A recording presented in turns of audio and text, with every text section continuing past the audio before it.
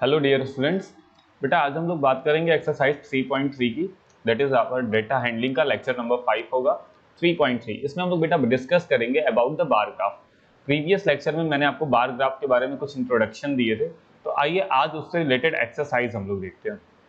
देखिएगा बेटा, यहाँ हमसे कह रहा है, क्या कह रहा है, use the bar graph figure 3.3। तो where is the, this is the figure 3.3, ये वाला बार ग्राफ है, हमें इसको यूज करना है। कह रहा है answer the following question which is the most popular pet.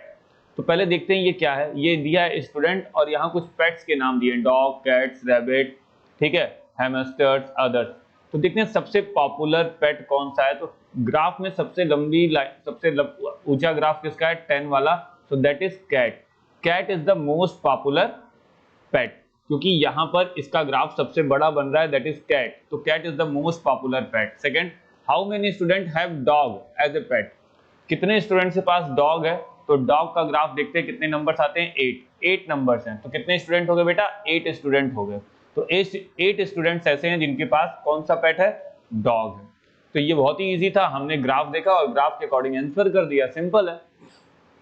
Now next question number 2, कह रहा है read the bar graph 3.4, that is the 3.4। तो ये रहा बार ग्राफ हमारा, इसको रीड करना है। कह रहा है which show the number of book sold by a book store during 5 consecutive years. 1989 में कितनी बुक सोल्ड हुई, कितनी 1990 में। अब हमसे कह रहा है 1 unit scale is equal to 100 book. तो 100 बुक, 200, 300, 400, 500, 600, इस तरीके से बुक सेल्ड हुई। तो हमसे कह रहा है, ये दिया है, कह रहा है about how many books were sold in 1989, 1990 and 1992। तो हमें 1 by 1 सबका आंसर दे रहा है। तो हमसे कह रहा है 1989 में कितनी बुक सोल्ड हुई। तो हम बेटा देख रहे हैं कि यहां पर लाइन कहीं आ रही है, दैट इज द लाइन। तो ये 200 से नीचे और 100 से ऊपर है। I think that is about 175 books होगा।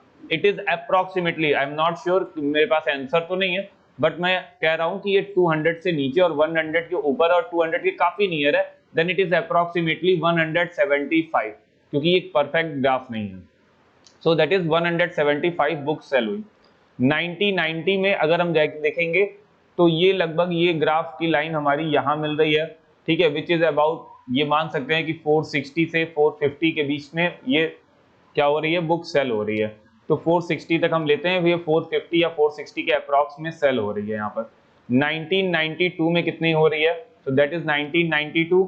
तो अगर मैं 200 की लाइन को आगे की तरफ ले जाता हूँ इस तरफ, तो मैं देखता हूँ 1992 में अप्रॉक्सीमेटली 200 बुक सेल हो रही हैं।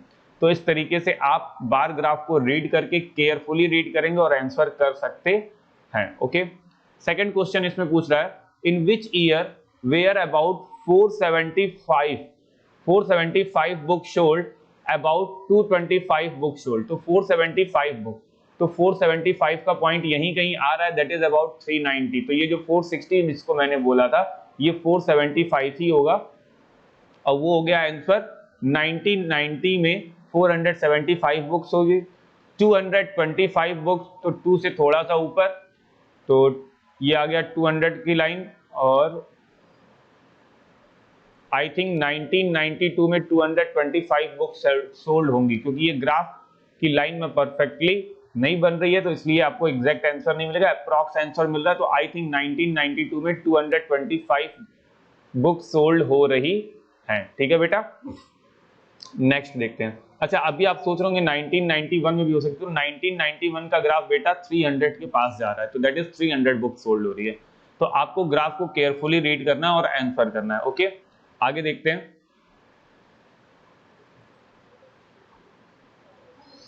ओके, आइए बेटा आगे देखते हैं इसके क्वेश्चंस क्या पूछ रहा है। आगे कह रहा है question number 3, in which year were fewer than 250 book sold. यानी कि 250 बुक से थोड़ा सा ज्यादा, तो 250 बुक्स कहीं यहां आ रहा है, ठीक है, 250 बुक्स 300 और इनके बीच में आएगा, तो इससे थोड़ा सा ज्यादा हम मान सकते हैं कि 1991 में।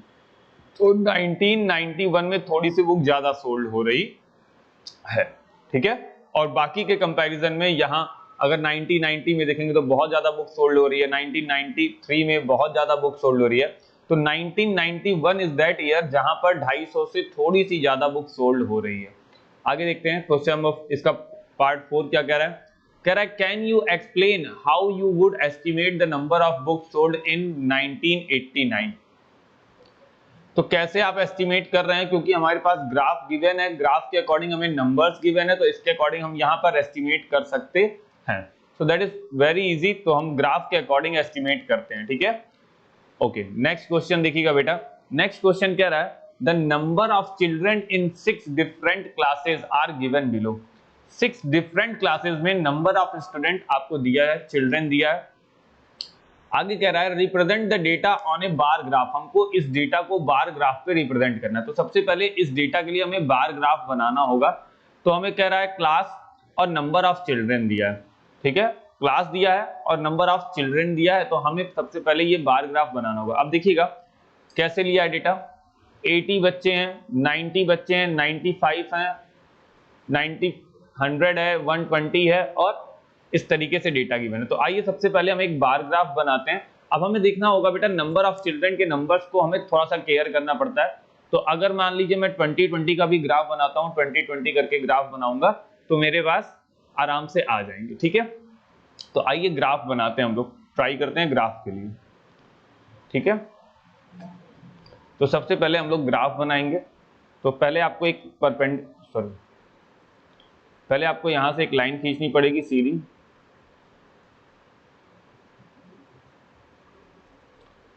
और ये एक स्ट्रेट लाइन नहीं बनी है। ओके चलिए, फिर यहां से दूसरी लाइन आप खींचेंगे। अब आप यहाँ 2020 का नंबर्स ले सकते हैं, दैट इज मान लीजिए 20, 40, 60, 80,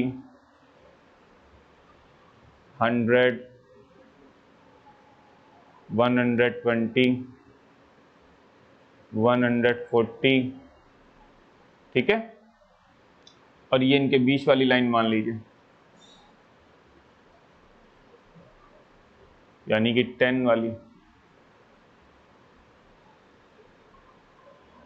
ठीक है। अब ये बन गया हमारे पास। तो ये क्या बेटा, नंबर ऑफ स्टूडेंट्स हो जाएंगे। हमें बार ग्राफ किसका डेटा गिवन है, हाँ, नंबर ऑफ चिल्ड्रन हो गया, और उसके बाद दिया क्लास। तो यहां पे हमने लिख लिया बेटा नंबर ऑफ चिल्ड्रन, ठीक है।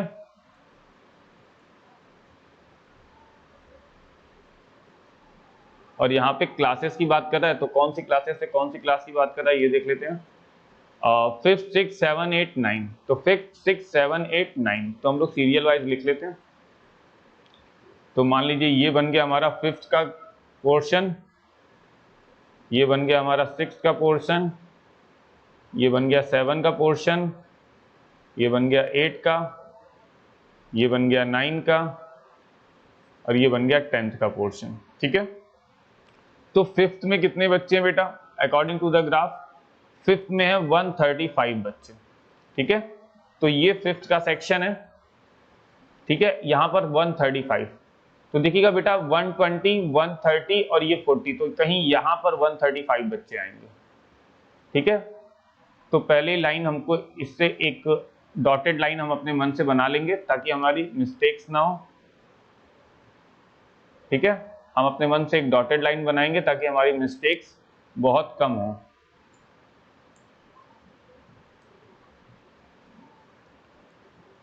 ठीक है बेटा, ओके आगे देखते हैं। तो हम लोगों ने एक डॉटेड लाइन बनाने के लिए ट्राई किया। अब इस लाइन को परपेंडिकुलर सीधा स्ट्रेट ले जाकर ऊपर मिला देते हैं और इस लाइन को मिला देते हैं, दैट इज क्लास 5th। ये क्लास 5th का हो गया, ओके। नाउ क्लास 6 देखते हैं बेटा कितना है। क्लास 6 में 120 है, तो ये 120 की लाइन है।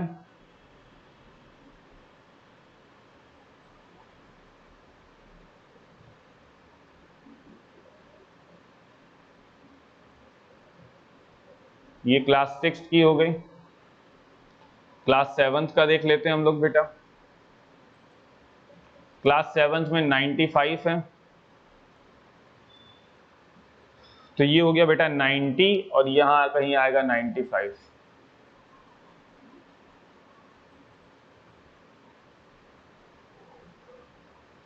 तो क्लास 7th में आ गए 95। ठीक है बेटा।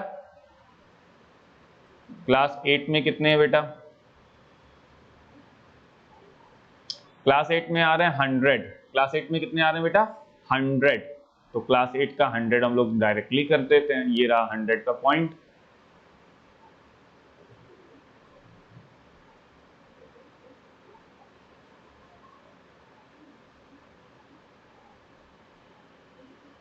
नाइन्थ में कितने आ रहे हैं बेटा? 90। नाइन्थ में कितने आ रहे हैं? 90। तो ये 100 और ये 90।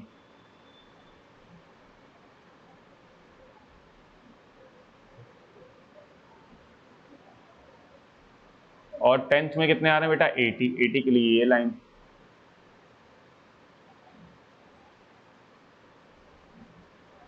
तो इस तरीके से आपका बार ग्राफ बन जाएगा। ठीक है बेटा। अब आप यहां ध्यान दीजिए, आपने बार ग्राफ बना लिया, आपको यूनिट लिखने की जरूरत मस्ट है। तो आप लिखेंगे scale 1 unit is equal to 20 मैंने लिया है। ठीक है, 20 चिल्ड्रेन, सॉरी 20 चिल्ड्रेन। इस तरीके से आप यूनिट लिख लेंगे, स्केलिंग। और ये आपका बन गया बेटा ग्राफ।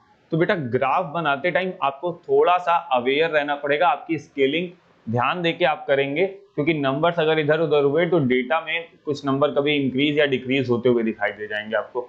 तो आपको याद रखना होगा कि आप हमेशा स्केलिंग, आप ग्राफ पे ही बार ग्राफ बनाएंगे तो आपको एक माइन्यूट से माइन्यूट चीजों के लिए भी उसमें मिलीमीटर, सॉरी सेंटीमीटर और मिलीमीटर की स्केलिंग दी होती है उसमें, तो उसमें आपको मिस्टेक्स होने के चांसेस क्या हो जाते हैं बेटा? बहुत कम हो जाते हैं। Is that clear?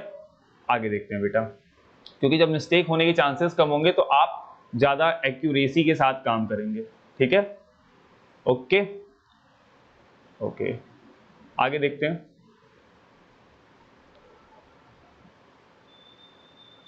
Question number 4 देखिएगा बेटा। क्वेश्चन नंबर 4 क्या कह रहा है?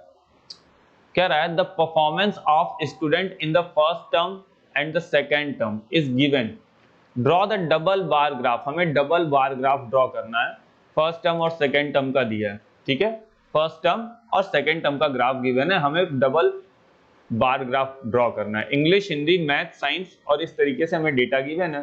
तो आइए करना क्या है, जब इस तरीके का डेटा हमें गिवन है तो फिर हम यूज करते हैं, इसका ग्राफ बनाते हैं। तो क्वेश्चन नंबर 4 का हम लोग ग्राफ बनाएंगे, आइए देखते हैं। ओके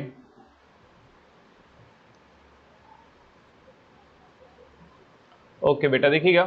तो ये रहा हमारा क्वेश्चन नंबर 4 का डेटा और हमें बनाना है इसका बार ग्राफ। ठीक है, अब देखिएगा बेटा, क्वेश्चन नंबर 3 जो मैंने ग्राफ आपको बनवाया है उससे रिलेटेड क्वेश्चन है यहाँ है, ये आप लोग अपने मन से आंसर करेंगे। जब आप नहीं कर पाएंगे तो फिर मैं आपकी हेल्प करूंगा। तो क्वेश्चन नंबर 4 का डेटा ये रहा, आइए इसका हम लोग ग्राफ बनाते हैं, वो भी डबल बार ग्राफ हमें बनाना है। ओके, आइए डबल बार ग्राफ बनाने के लिए ट्राई करते हैं हम लोग। तो मैं यहाँ पे उस डेटा को एक बार लिख देता हूँ, यहाँ पे वो डेटा रहेगा तो आपके लिए सॉल्व करना काफी इजी हो जाएगा। ठीक है, तो ये रहा डेटा बेटा, वो ये है वो डेटा जिसका हमें ग्राफ बनाना है। Okay, so that is the data, हमें इसका ग्राफ बनाना है। तो आइए ग्राफ लाइन पहले बना लेते हैं हम लोग। ओके,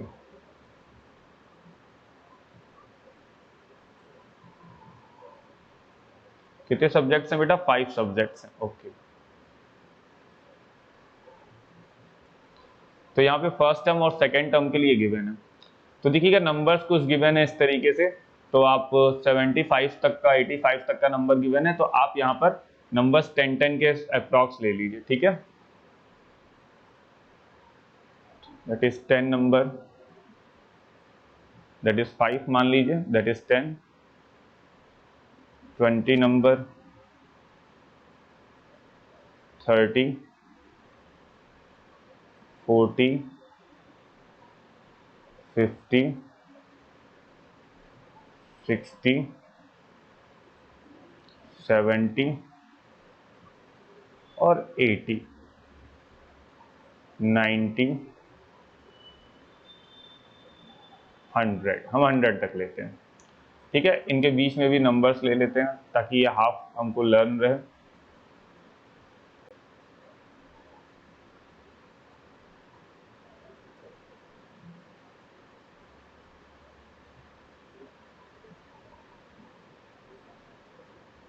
ठीक है। अब हमें ग्राफ बनाना है, तो देखिएगा फर्स्ट टर्म और सेकंड टर्म का ग्राफ बनाना है। तो फर्स्ट टर्म और सेकंड टर्म का ग्राफ बनाना है, और टोटल 5 है। तो पहले मैं फर्स्ट टर्म के लिए बना लेता हूँ, फिर मैं उसके बाद पहले फर्स्ट टर्म मतलब इंग्लिश का फर्स्ट टर्म सेकंड टर्म का दोनों का एक साथ बना लेते हैं, ठीक है। तो ये दिया है मार्क्स, तो यहाँ लिख देते हैं हम लोग मार्क्स, ठीक है। ये मार्क्स दिया है, हम लोग यूनिट अभी लिखेंगे। तो फर्स्ट टर्म में 100 में कितने मार्क्स आ रहे हैं बेटा? 67। इंग्लिश में कितने आ रहे हैं मार्क्स? 67। तो हम 67 तक जाएंगे, दैट इज 60, 65 और यहाँ कहीं आएगा 67, ठीक है बेटा। तो ये 67 आ जाएगा कहीं।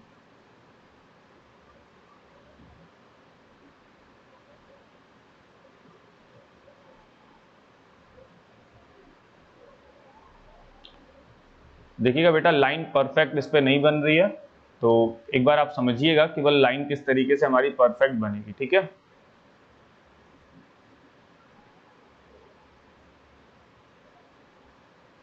मैं थोड़ा सा इरेज करके फिर से लाइन बनाता हूँ, क्योंकि लाइन कुछ ज़्यादा ही गड़बड़ बन रही है। ओके, तो ये हो गया हमारा, देखिएगा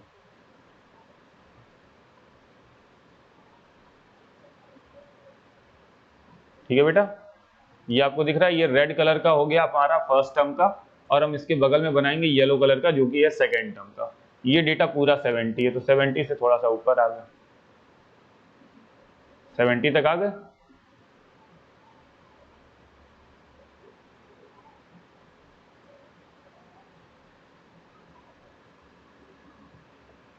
ठीक है, तो ये हो गया हमारा सेकेंड टर्म का ग्राफ, ठीक है। अब ऐसे ही आप इसके लिए बनाएंगे। तो जब मैं जाऊंगा हिंदी वाले टर्म में, तो हिंदी वाले टर्म में देखूंगा फर्स्ट टर्म में 72 आ रहा है, तो 72 यहां तक कहीं आएगा,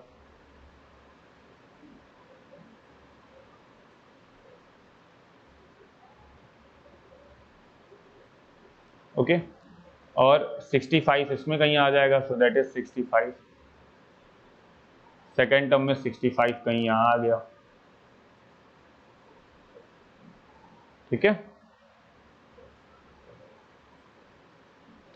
फिर उसके बाद थर्ड टर्म में 88 आ रहा है, तो 88 कहीं यहाँ आएगा, तो ये आ गया कहीं 88।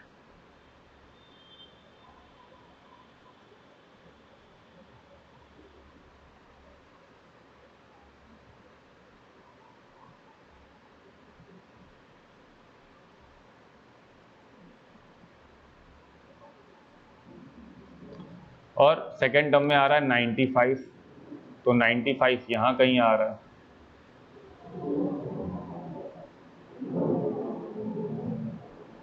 ठीक है बेटा।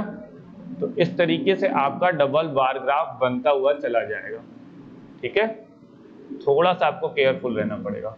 फिर ये 81, 85 का बनाएंगे, 73, 75 का बनाएंगे।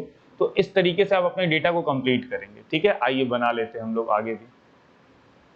81 और 85, तो पहले 81, तो ये आ गई 80 की लाइन, दैट इज 81 कहीं आएगा।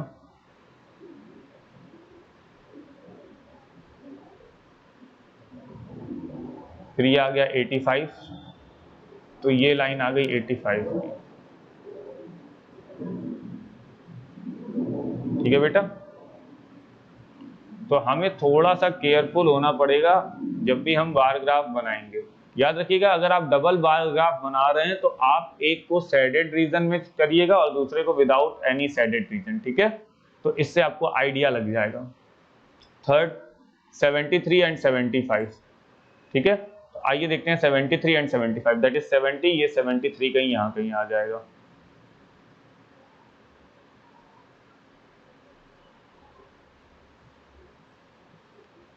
और इसके बाद है 75। तो पहले 73 कर लेते हैं, इसके बाद आएगा 75। तो 75 इससे थोड़ा सा ज़्यादा होगा, ठीक है। तो देखिएगा 75, हमें थोड़ा सा केयरफुल होना पड़ेगा 75 के लिए, क्योंकि ये लाइन है, तो यहाँ पे आ जाएगा 75।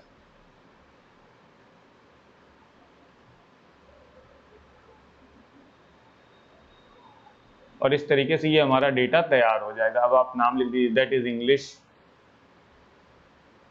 हिंदी,